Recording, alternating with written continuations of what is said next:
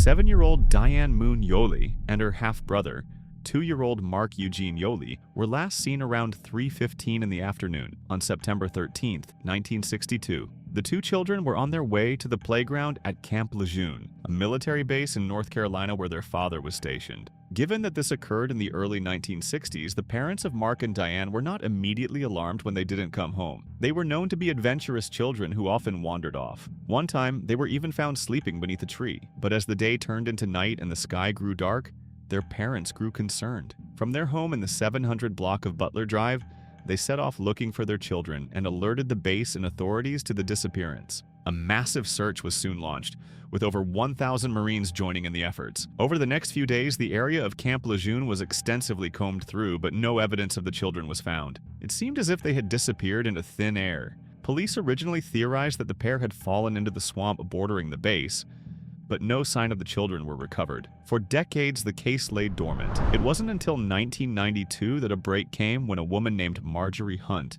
contacted Onslow County Sheriff Ed Brown and told him that she knew what had become of the children.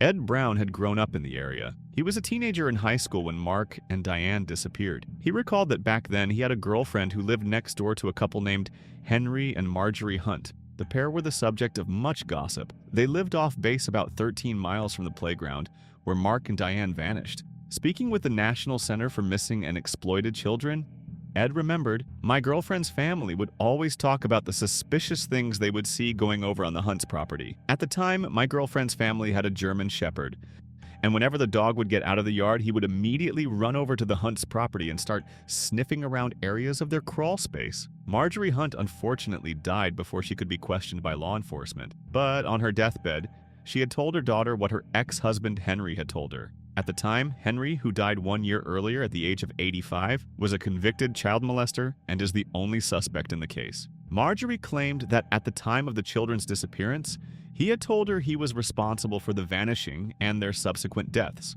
Hunt's story goes something like this. On the day of the disappearance, he collected the children from the park and took them fishing on his boat. While out on the water, 2-year-old Mark toppled over and fell in, subsequently drowning. Meanwhile, panicked, Hunt killed Diane and recovered Mark's body. He then navigated to a rock quarry in Maysville, North Carolina, where he disposed of the bodies. Due to his previous experiences with the Hunt family, namely his former girlfriend's dog's obsession with the crawl space and the numerous rumors floating around town about the couple, Sheriff Ed Brown was convinced that instead of leaving the bodies in the quarry, Henry Hunt had brought the corpses home and buried them on his property. It wasn't until some years later, however, in 2011, that any progress was made on this front. A developer eventually purchased the land and was informed of the story by Ed, who asked him to remain vigilant in case he came across any evidence during redevelopment. The developer did as Ed asked. While demolishing the home, the team working on the property discovered a shovel, a jawbone, 2 smaller bones, and a child-sized pink vinyl belt underneath the floorboards. While the bones were later found to be animal rather than human, the owner of the pink belt has never been established. All this time later, Brown continues to suspect that Hunt was responsible for the disappearances of Diane and Mark, noting, "You don't leave 2 children that can talk and walk and run and play with a bad memory in their mind that they could go tell someone about later." Still, despite the suspicions and the deathbed confession, the case remains unsolved and Mark and Diane have never been located.